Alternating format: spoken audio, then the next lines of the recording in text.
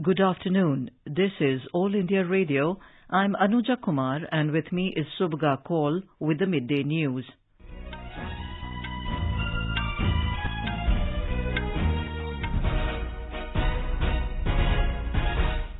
The headlines. Prime Minister Narendra Modi to participate in outreach sessions of G7 summit today and tomorrow. Prime Minister says Aspirational Districts program aims to ensure inclusive and all-round development across the nation. Over 24 crore 96 lakh COVID vaccine doses administered in the country so far. Centre provides more than 25 crore 87 lakh vaccine doses to states and union territories. Around 84,000 new COVID cases registered in last 24 hours, the lowest in last 70 days. National recovery rate of COVID-19 reaches 95.07%. World Day Against Child Labour is being observed today. IMD forecasts heavy rainfall at isolated places in Konkan region, including Mumbai, Palghar, Thane and Raigad districts in next few hours. And in sports, wrestler Vinesh Phogat wins gold in women's 53 kg freestyle at Poland ranking series in Warsaw. In French Open tennis, Barbora Krejcikova to take on Anastasia Pavlyuchenkova in women's singles final today.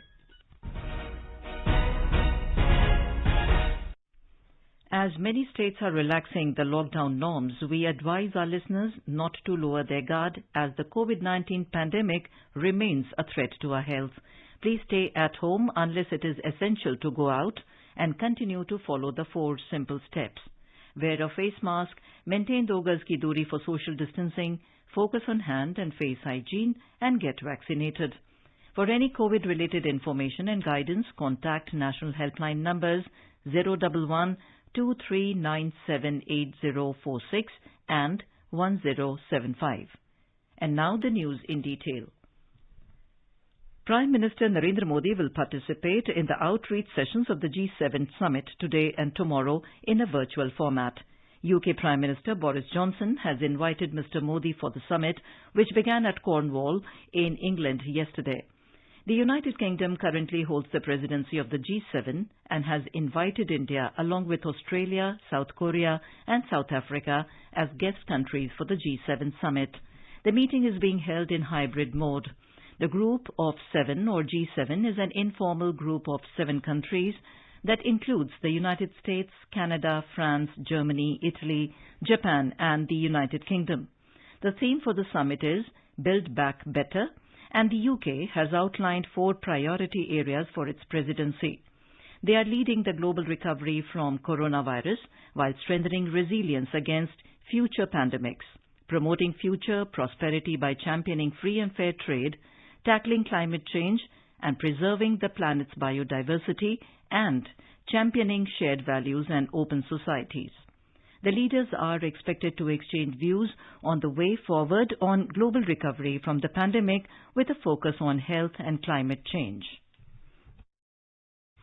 Meanwhile, UK Prime Minister Boris Johnson urged the fellow world leaders to build back better after the COVID pandemic. Addressing the G7 summit in Cornwall, Prime Minister Johnson said it was vital to learn from the mistakes of the 2008 financial crisis and tackle the scar of inequality. After a day of talks at the seaside resort of Carbis Bay, the leaders joined the Queen for a dinner nearby. The distribution of COVID vaccines is also high on the summit agenda. US President Joe Biden is among those being hosted by the UK Prime Minister for the 3-day meeting.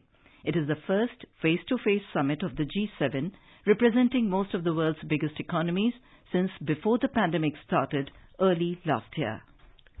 Prime Minister Narendra Modi has said that India's Aspirational Districts program aims to ensure inclusive and all-round development across the nation. In a tweet today, Mr. Modi has said many districts have witnessed holistic transformation under this program. He expressed happiness on a report wherein United Nations Development Programme India has lauded the Aspirational Districts program, terming it a very successful model of local area development. The report said neglected districts and areas affected by left-wing extremism have experienced more growth and development in the last 3 years than ever before due to concerted efforts made under the program. It further said the Aspirational Districts program has been immensely successful in propelling development among the backward districts. The report was handed over by UNDP India Resident Representative Shoko Noda to Niti Aayog Vice Chairman Dr. Rajiv Kumar and CEO Amitabh Kant yesterday. It captures the progress of the Aspirational Districts program and makes recommendations for further improvements. The report found that the program has acted as a catalyst for expediting development in several districts.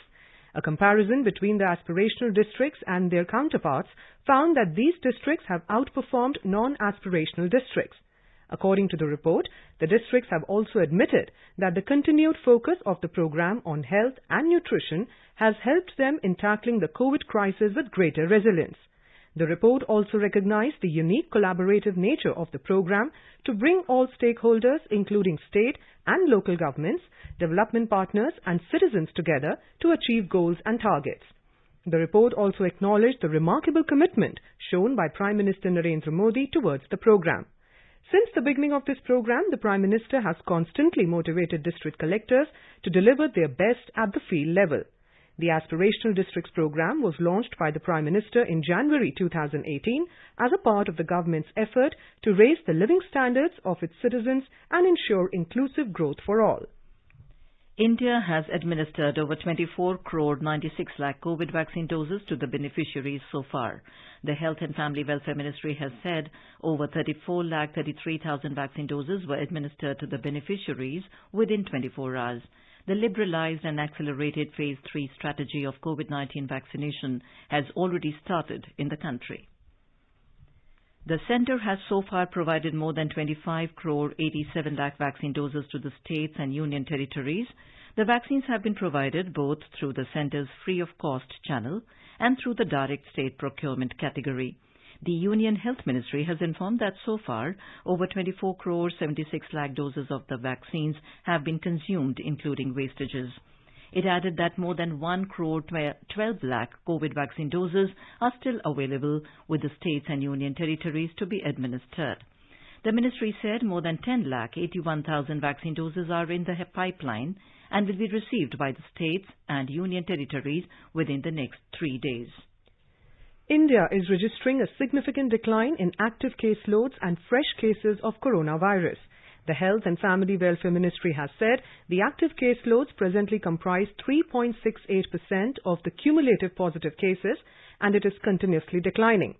It said the country has registered a decline of over 40,000 active cases in the last 24 hours. At present, there are over 10,80,000 active cases in the country. India's active caseload declined to less than 11 lakh after 63 days. The country is also witnessing a declining trend in the weekly and daily positivity rate. India's weekly positivity rate currently stands at 4.94% and daily positivity rate is 4.39%. This is the 19th consecutive day when the country has registered a daily positivity rate less than 10%. India's daily recoveries continue to outnumber the daily new cases for the 30th consecutive day. Over 1,21,000 patients have recovered from coronavirus disease within 24 hours. The recovery rate has crossed the landmark figure by crossing the 95% mark. The recovery rate reached 95.07% in the country today. So far, over 2 crore 79 lakh patients have already recovered from this infectious disease. The country has registered a total of 84,332 new COVID cases in the last 24 hours, which is the lowest after 70 days. The Union Health Ministry has said over 4,000 deaths have been reported in the country within 24 hours, taking the toll to over 3,67,000 across the country. Madhya Pradesh Chief Minister Shivraj Singh Chauhan has said that micro-containment areas should be formed even if there are just 1 or 2 cases so that infection does not spread. He was reviewing the COVID-19 situation in the state and arrangements for dealing with the pandemic. More from our Bhopal correspondent. The recovery rate of the state increased to 98.2%. The state ranks 23rd in the country in terms of COVID infection. The state reported 397 new cases of corona, while 1,240 patients have recovered from infection. The number of active patients reduced to 5,447. The weekly positivity rate of the state is 0.7%. Weekly positivity rate is more than 1% in only 2 districts, Indore and Bhopal. The remaining 50 districts have a positivity rate of less than 1%. Pooja P. Vardhan, AIR News, Bhopal. The Bihar government has set an ambitious target of vaccinating another 6 crore people in the next 6 months. This was stated by Chief Minister Nitish Kumar after reviewing the status of COVID vaccination in the state. He said over 1 crore 18,52,000 people have been vaccinated in the state so far. Out of these, 24,32,000 people are from the age group of 18 to 44 years. The Chief Minister instructed the health officials to run the vaccination campaign on a regular basis and use different mediums to educate people about its benefits. Special camps have been organized for vaccination of government officials today and tomorrow. In the Union Territory of Puducherry, the mass vaccination drive launched to prevent the spike of COVID-19 cases has gained momentum. 6 villages in Puducherry and 4 hamlets in Karaikal districts have achieved 100% inoculation of people aged over 45 years. About 3,14,831 persons inoculated the COVID vaccination in the Union Territory so far. This includes 2,03,897 general public, 36,149 healthcare workers and 22,609 frontline staffs. Meanwhile, the Health Secretary Dr. Arun informed that another vaccination festival would be conducted for 4 days from June 16th to 19th. The test positivity rate has come down to 4.89%. The recovery rate increased to 93.38%. And the case fatality rate is 1.50%. According to the Health Department, Puducherry reported 442 new cases of COVID infection today. 844 persons recovered and discharged. A total number of 5,745 cases are under treatment. Chandra Mohan, AIR News, Puducherry. Maharashtra Chief Minister Uddhav Thackeray has congratulated the Sarpanchs from 19 districts of the state for controlling the spread of COVID-19 in their respective villages. Sarpanch Gajanan Wankhede of Govardhan village from Washim district shared the success story of his village. More in this report. Govardhan is a village in Washim district with a population of 3,900 which had 509 active COVID-19 cases on 15th April. While trying to contain the spread of COVID-19, Sarpanch Gajanan Wankhede decided to conduct door-to-door survey. Each and every villager got tested with RT-PCR test. Regular disinfection exercise and COVID-appropriate behavior by villagers made the village COVID-free. Today, Govardhan has no COVID patient. Sarpanch Gajanan Wankhede assured to work with all the villagers to keep the village free from COVID-19. 77% people above 45 years of age have been vaccinated in the village so far. Madhuri Pange, AIR News, Mumbai. The Tamil Nadu government has extended the investment period for establishing liquid medical oxygen plants in the state up to 31st of December 2022. The government order issued today said that the special package of incentives will be to promote investment in manufacture of oxygen concentrators, oxygen cylinders, medical oxygen and large liquid medical oxygen plants in the state. The government has assured land cost incentive, stamp duty incentives, electricity tax incentives, training subsidy, intellectual property creation incentive and quality certification incentive for oxygen manufacturers. Food Corporation of India, FCI, has supplied over 70 lakh tons of free food grains to all states and union territories under Pradhan Mantri Garib Kalyan Ann Yojana. Prime Minister Narendra Modi had on Monday announced that the scheme benefiting nearly 80 crore people in the country has been extended till November this year. Under the scheme, 5 kg rice or wheat per month is provided free of cost to every beneficiary family member under the National Food Security Act of 2013. Consumer Affairs Ministry said 13 states and union territories, namely Andhra Pradesh, Arunachal Pradesh, Chandigarh, Goa, Kerala, Lakshadweep, Meghalaya, Mizoram, Nagaland, Puducherry, Punjab, Telangana and Tripura have lifted full allocation for May and June this year. 23 states and union territories have lifted 100% food grains from the allocation for the month of May.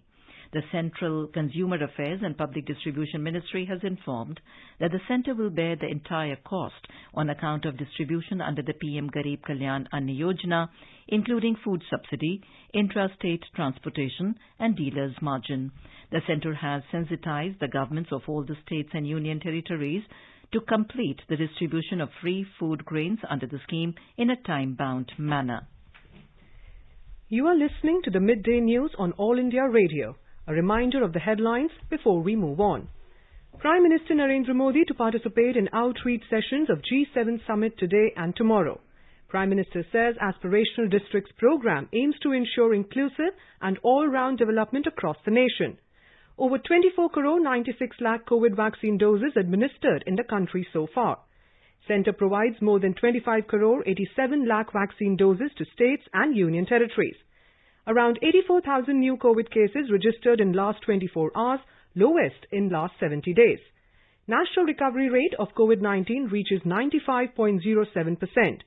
World Day Against Child Labour is being observed today.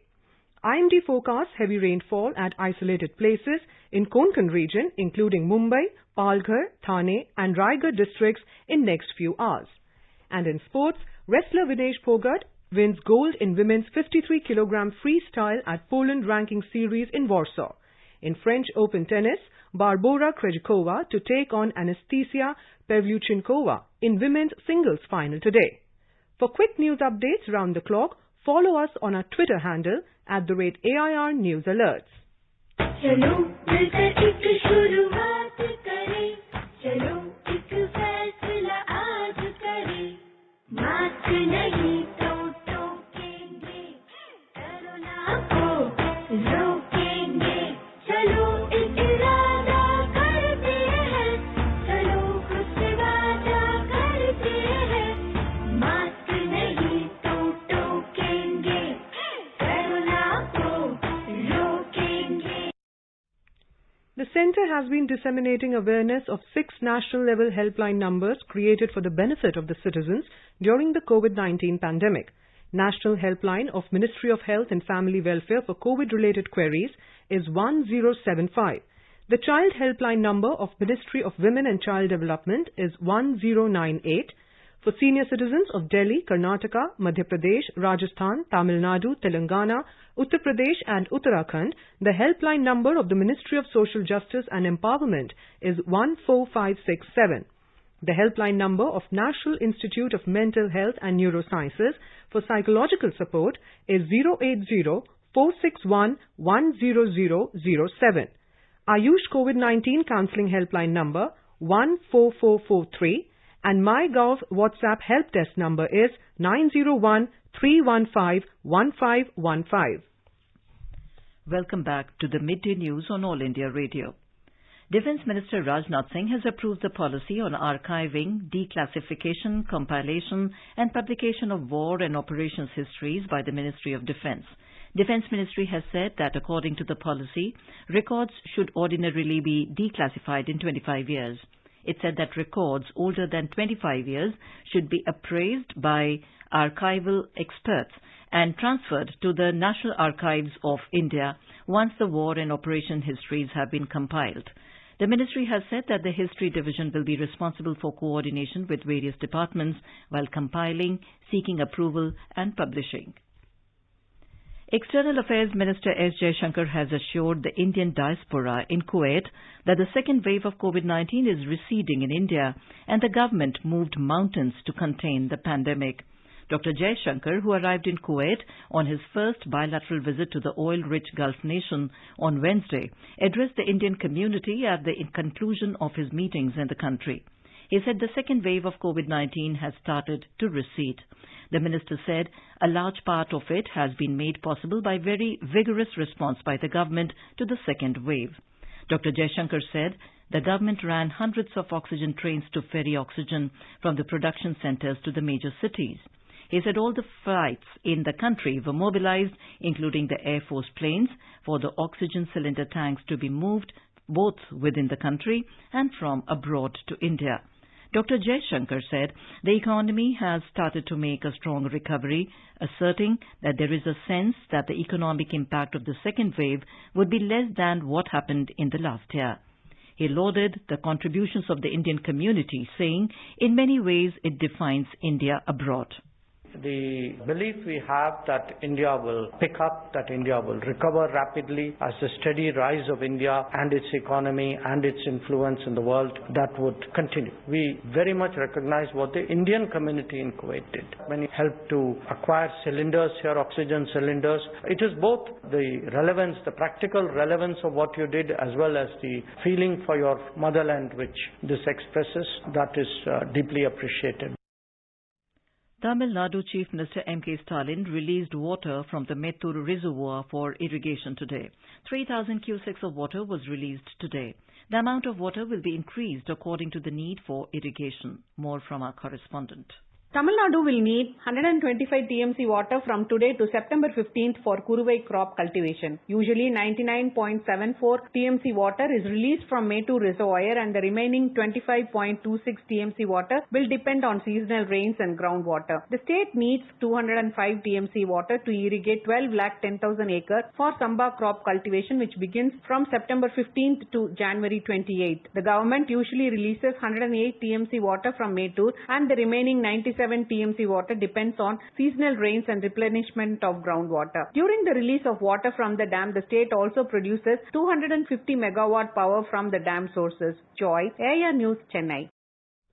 Today is World Day Against Child Labour. The theme of this year's World Day Against Child Labour is Act Now, End Child Labour.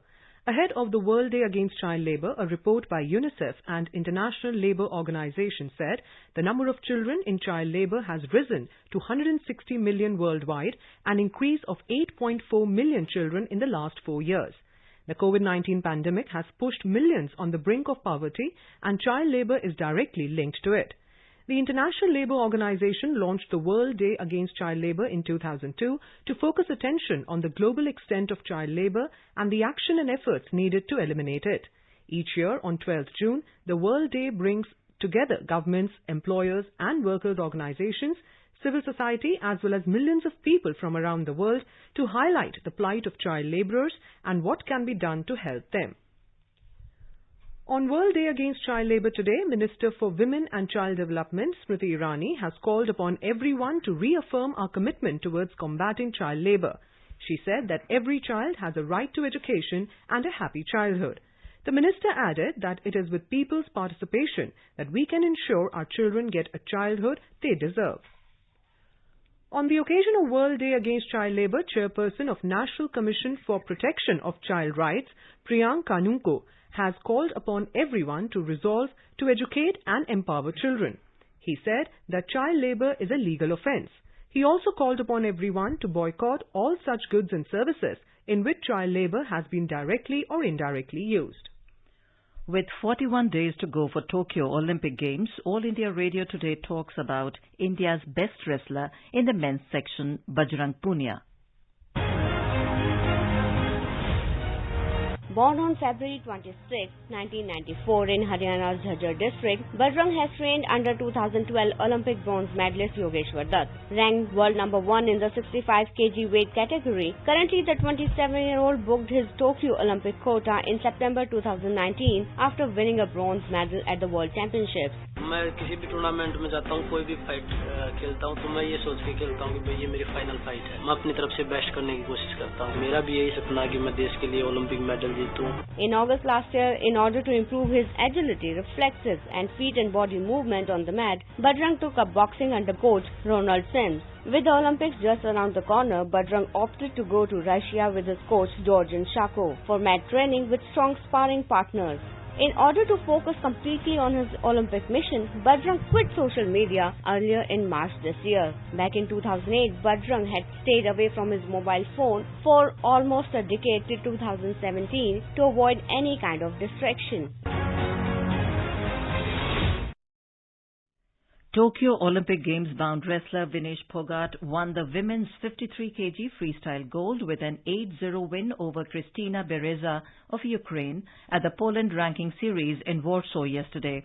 With less than 50 days to go for the Olympic Games to begin, Vinesh looked strong in defense and swift in attacks and counter-attacks. The gold-winning effort of Vinesh is likely to improve her seeding in the 53 kg freestyle event at the Olympics to be held from July 23 to August 8. Christina settled for silver. In women's singles, unseeded Barbora Krejcikova of Czech Republic will take on 31st seed Anastasia Pavlyuchenkova of Russia in the finals today. In men's doubles, home favourites Pierre Horst Herbert and Nicolas Mahut will clash with pair of Alexander Bublik and Andrei Golubev of Kazakhstan in the final today. In women's doubles, Czech second seed duo of Barbora Krejcikova and Katerina Siniakova will face Polish-American pair of Iga Swiatek and Bethany Mattek-Sands in the title clash tomorrow. Heavy rains have been lashing Mumbai and suburbs since last night, leading to waterlogging at many places. Mumbai city recorded 79.67 mm rainfall during the last 24 hours.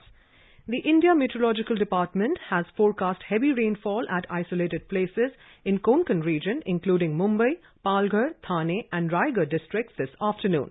Thunderstorms accompanied with lightning and moderate to intense spells of rain with gusty winds are likely to occur at isolated places in these districts. People are advised not to venture out of their homes unless it is urgent and not to stand near large trees. In view of severe weather warnings, especially for 13th and 14th June, the Municipal Corporation of Greater Mumbai, MCGM, has asked disaster management authorities, fire brigade, BEST and other power supply companies and relief and rehabilitation authorities to remain on high alert. The civic body has asked the Education Department to identify locations for emergency shelters across all 34 wards. Delhi is likely to see light to moderate intensity rain today, accompanied by gusty winds as per the India Meteorological Department. Pre-monsoon showers are expected to continue in Delhi until the arrival of the southwest monsoon around June 15th if meteorological conditions remain favourable, IMD officials said. Moderate intensity rain is forecast in the city tomorrow, with wind speeds of around 40 km per hour, followed by light rain till Friday. The monsoon is expected to arrive about 2 weeks before its onset date on June 27th in Delhi, as per the IMD. Last year, it arrived on June 25th. The mercury is expected to fall in the coming days.